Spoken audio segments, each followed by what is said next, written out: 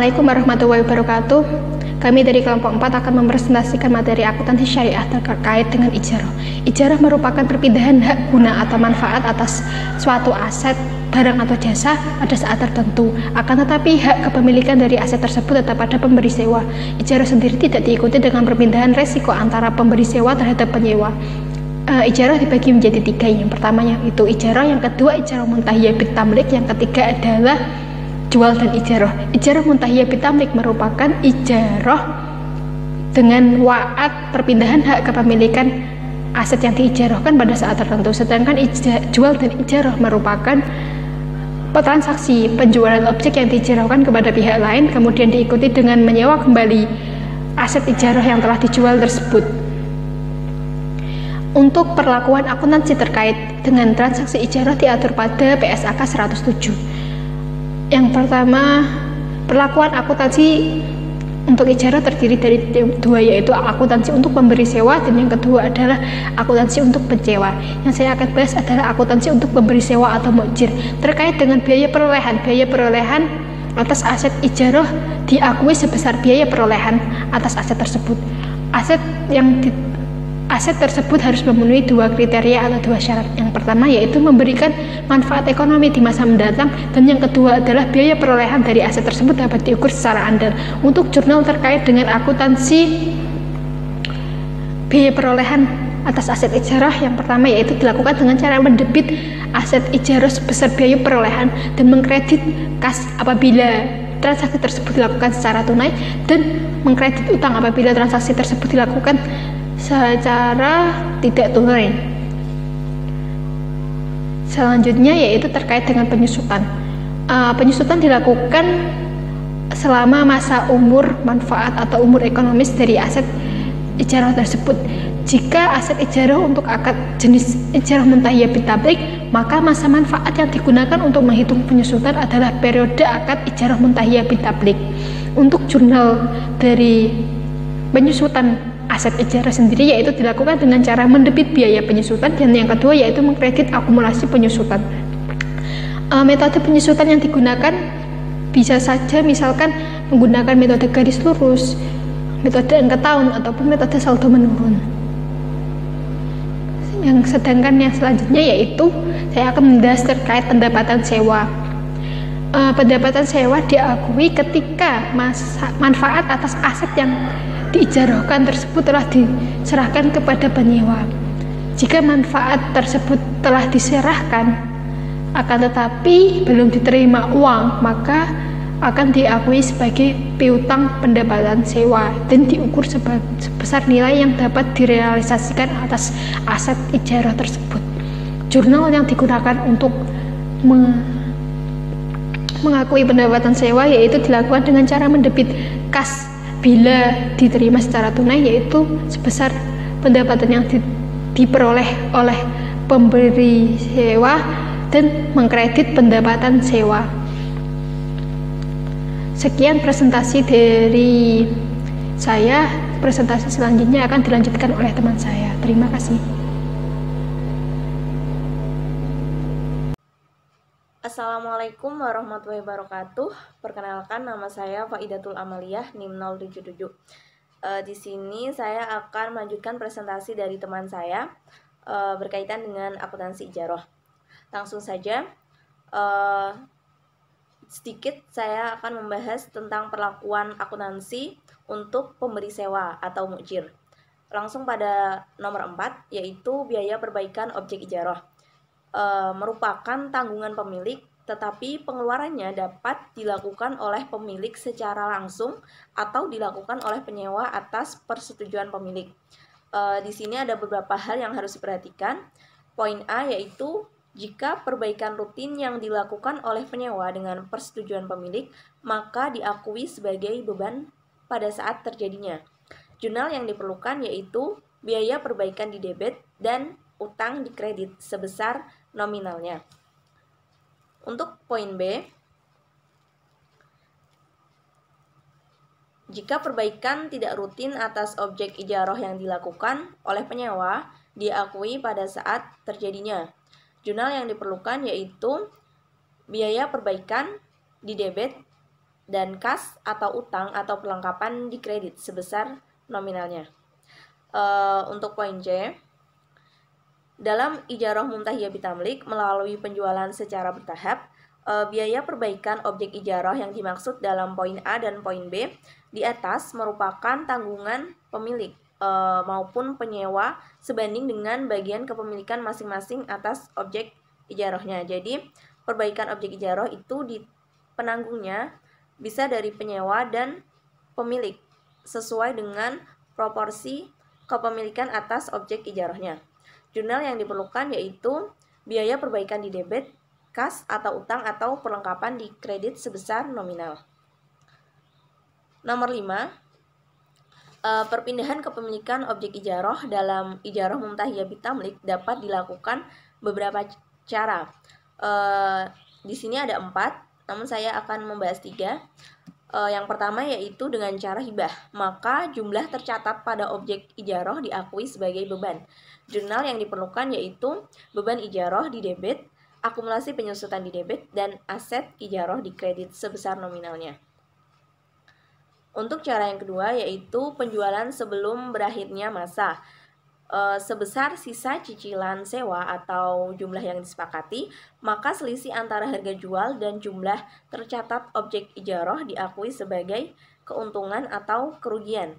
Jurnal yang diperlukan yaitu kas atau piutang di debit, akumulasi penyusutan di debit, kerugian di debit, keuntungan di kredit, dan aset ijarah di kredit sesuai dengan nominalnya.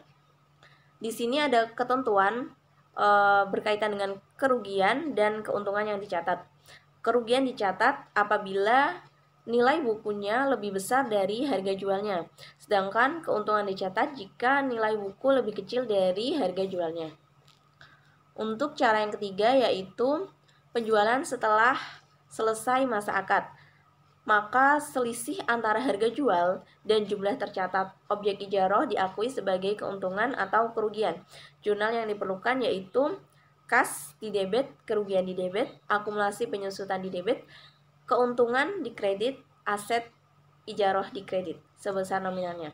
Masih sama yaitu ketentuan kerugian dan keuntungan. Kerugian dicatat jika nilai bukunya lebih besar dari harga jualnya, sedangkan keuntungan dicatat jika nilai bukunya lebih kecil dari harga jualnya. Mungkin itu yang dapat saya presentasikan. Sebelumnya, mohon maaf dan terima kasih. Wassalamualaikum warahmatullahi wabarakatuh.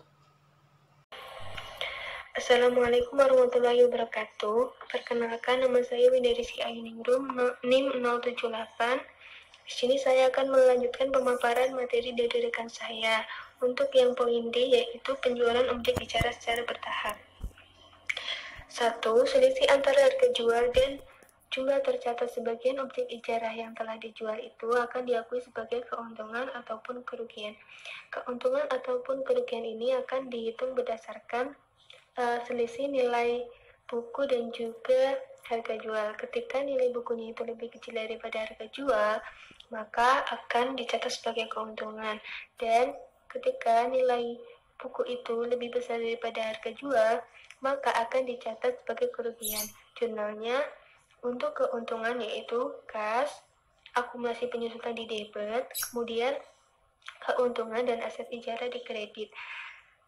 Dan selanjutnya apabila rugi, maka jurnalnya adalah kas, kemudian kerugian dan akumulasi penyusutan di debit, dan aset ijarahnya di kredit.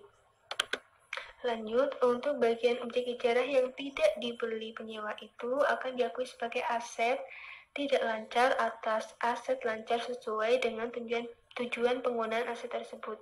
Nah, jurnalnya yaitu debit, aset lancar ataupun aset tidak lancar, kemudian akumulasi penyusutan di debit, dan kreditnya adalah aset ijarah. Nah, di sini seluruh beban dan kerugian ataupun keuntungan yang timbul atas penjualan aset ijarah tersebut itu harus diakui di dalam periode berjalan sebagai beban ataupun keuntungan dan kerugian. Jadi, keuntungan ataupun kerugian yang timbul itu tidak dapat diakui sebagai pengurang ataupun penambah dari beban ijarah.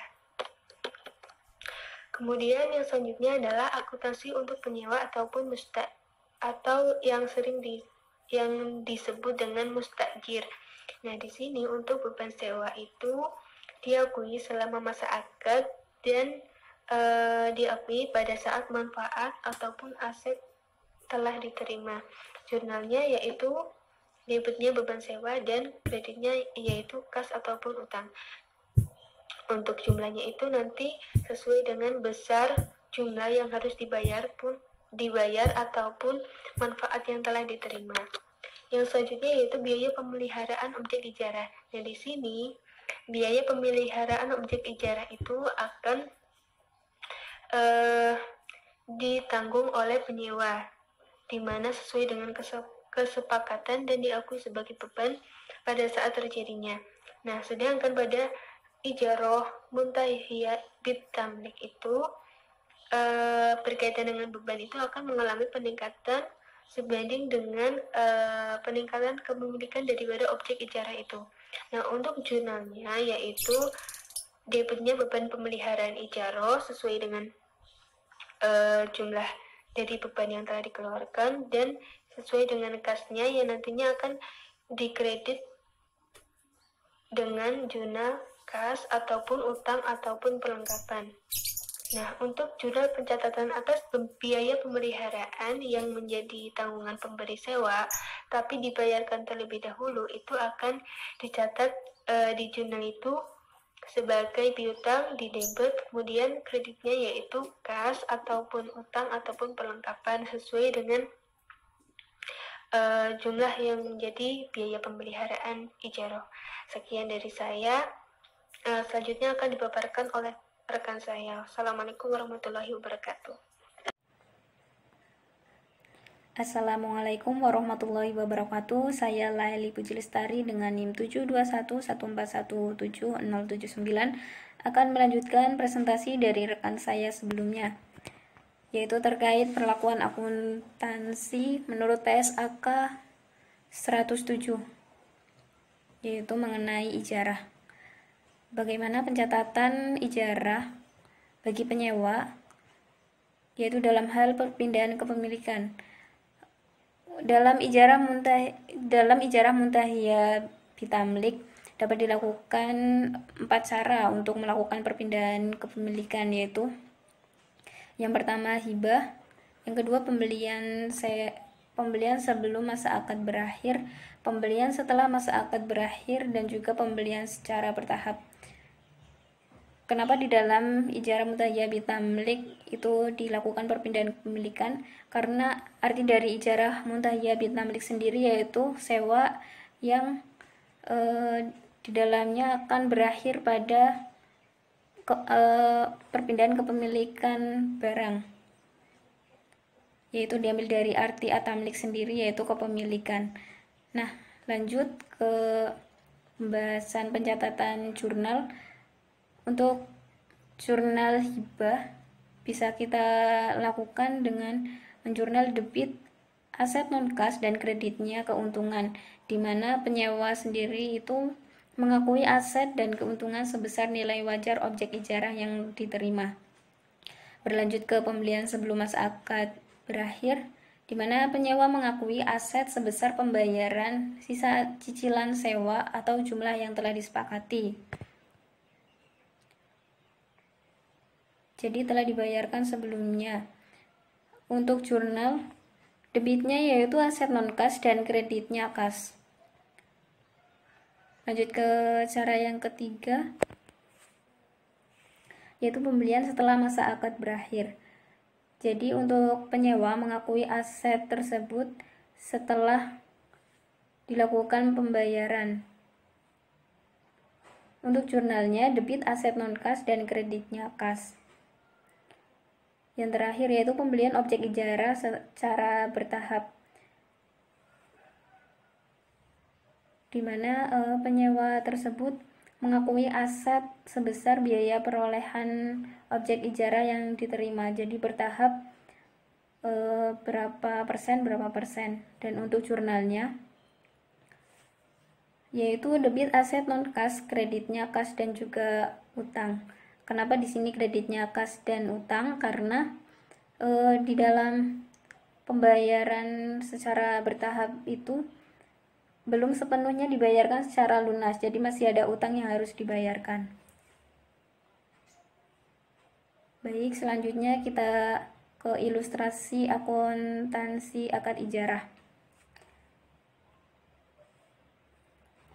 Ya, yang pertama yaitu kasus ijarah. Di sini terdapat transaksi bahwa pada tanggal 2 Januari 2007, pemberi sewa dan penyewa menandatangani akad ijarah atas mobil, yaitu selama 3 tahun. Disepakati bahwa pembayaran dilakukan setiap bulannya, yaitu sebesar 12.500.000. Dan pemberi sewa membeli mobil yang disewakan dengan harga perolehan 150 juta rupiah dari PTB. Perlakuan untuk pemberi sewa, jurnal yang dilakukan pada saat pembelian aset dari PTB yaitu aset ijarah debit sebesar 150 juta rupiah dan kreditnya kas sebesar 150 juta rupiah. Dan pada saat menerima pendapatan dari penyewa, jurnal yang dilakukan oleh pemberi sewa yaitu kas sebesar 12.500.000 dan kreditnya pendapatan sewa sebesar 12.500.000. Dan bagi penyewa sendiri, pada saat membayar sewa setiap bulannya, itu jurnalnya dengan debit beban sewa 12.500.000 dan kreditnya kas sebesar 12.500.000. Ya, ini transaksinya untuk setiap penerimaan pendapatan sewa pada awal bulannya. Menurut pemberi sewa, jurnal yang dilakukan kas sebesar 12.500.000 dan kreditnya pendapatan sewa sebesar 12.500.000. Untuk penyewa, jurnalnya beban sewa debit sebesar 12.500.000 dan kas kredit 12.500.000. Berlanjut ke transaksi selanjutnya. Dan pada akhir periode dilakukan alokasi untuk beban depresiasi selama 5 tahun sesuai masa manfaat mobil, yaitu dengan metode garis lurus. Untuk jurnalnya bagi pemberi sewa, beban penyusutan sebesar 30 juta rupiah debit dan kreditnya akumulasi penyusutan 30 juta rupiah. Angka 30 juta rupiah itu berasal dari 150 juta rupiah pada harga perolehan dibagi dengan umur ekonomis dari mobil tersebut yaitu 5 tahun. Jadi untuk tahun pertama sebesar 30 juta rupiah. Dan untuk sisi penyewa tidak dilakukan penjurnalan. Dimana yang selanjutnya yaitu penyajian pada akhir tahun pertama untuk aset ijarah. Untuk tahun pertama sudah dilakukan penyusutan aset sebesar 30 juta rupiah. Jadi nilai buku dari aset ijarah tersebut sebesar 120 juta rupiah. Itu diambil dari pencatatan di mana aset ijarah pada awal harga perolehan 150 juta rupiah dikurangi dengan akumulasi penyusutan sebesar 30 juta rupiah. Sekian dari saya. Terima kasih. Wassalamualaikum warahmatullahi wabarakatuh.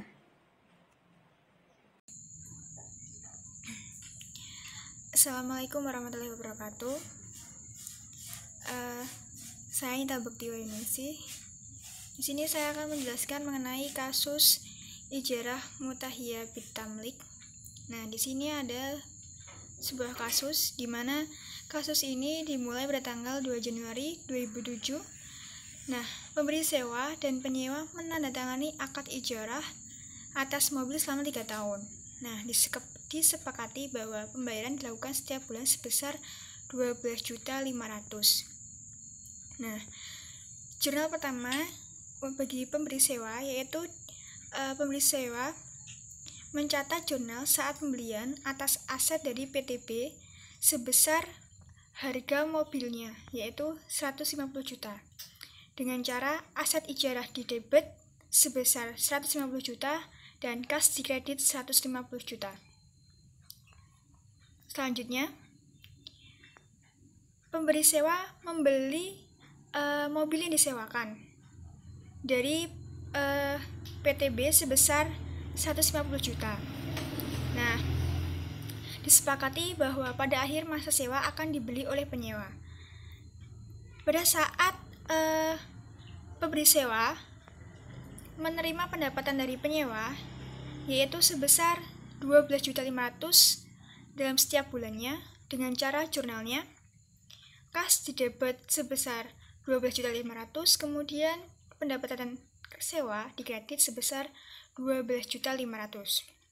Kemudian bagi penyewa, jurnalnya yaitu beban sewa didebit sebesar 12.500.000, kemudian kas dikredit 12.500.000. Next, untuk transaksi setiap penerimaan pendapatan sewa pada awal bulan sama kayak tadi ya. Bagi pemberi sewa, kas didebit sebesar 12.500.000, kemudian pendapatan sewa dikredit sebesar 12.500.000. Sama halnya bagi penyewa menganggap sewa itu sebagai beban sewanya, sehingga yang didebit pada akun debit itu beban sewa sebesar 12.500.000, kemudian kas dikredit sebesar 12.500.000. Nah, pada akhir periode dilakukan alokasi untuk beban depresiasi selama 5 tahun sesuai masa manfaat mobil dengan metode garis lurus. Nah, rumus dari metode garis lurus yaitu harga perolehan dikurangi nilai residu dibagi dengan umur ekonomis. Nah, harga perolehan mobil sebesar 150 juta dibagi umur ekonomis sebesar 5 tahun. Jadi akumulasi penyusutannya sebesar 30 juta dengan cara menjurnal beban penyusutan didebit sebesar 30 juta, kemudian akumulasi penyusutan kredit sebesar 30 juta. Kemudian transaksi pada penyajian pada akhir tahun pertama untuk aset ijarah. Nah, bagi pemberi sewa ini, aset ijarah itu dikurangi dengan akumulasi penyusutan untuk tahun pertama. Dari umur ekonomisnya 5 tahun. Sehingga 150 juta dikurangi 30 juta. 30 juta ini hasil dari akumulasi penyusutannya per tahun. Jadi senilai 120 juta. Kemudian kasus selanjutnya, pada saat akhir kontrak, aset ijarah dijual kepada pemberi sewa secara tunai sebesar 65 juta dan dilakukan akad jual beli. Bagi pemberi sewa, kas didebit sebesar 60 juta, kemudian akumulasi penyusutan itu didapat 90 juta dari mana? Yaitu dari 3 tahun masa kontrak dikali dengan akumulasi penyusutannya per tahun. Ya, sudah kita cari menggunakan metode garis lurus. Dan yang hasilnya per tahun itu 30 juta. Jadi 3 tahun dikali 30 juta menghasilkan 90 juta.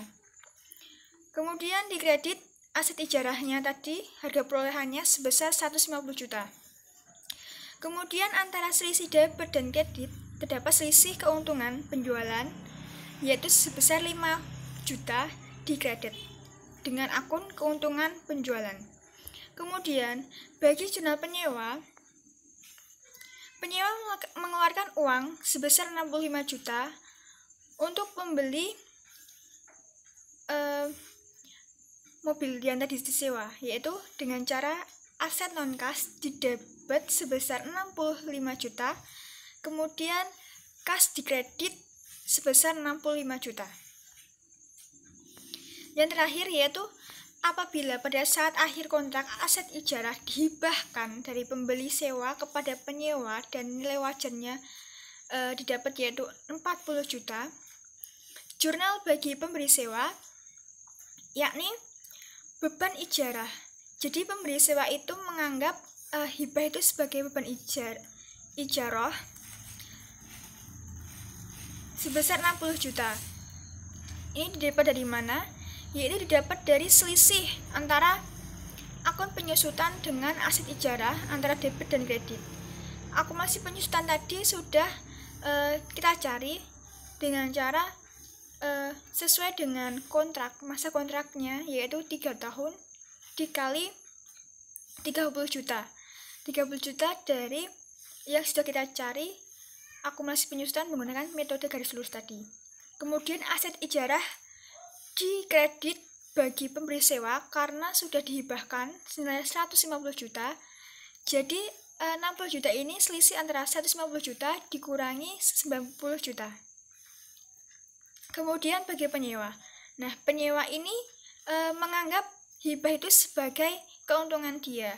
Sehingga aset non-kas didapat sebesar 40 juta, kemudian keuntungan dikredit sebesar 40 juta. Sekian presentasi dari saya, kurang lebihnya saya mohon maaf. Saya mewakili kelompok 4 mengucapkan terima kasih atas perhatiannya. Wassalamualaikum warahmatullahi wabarakatuh.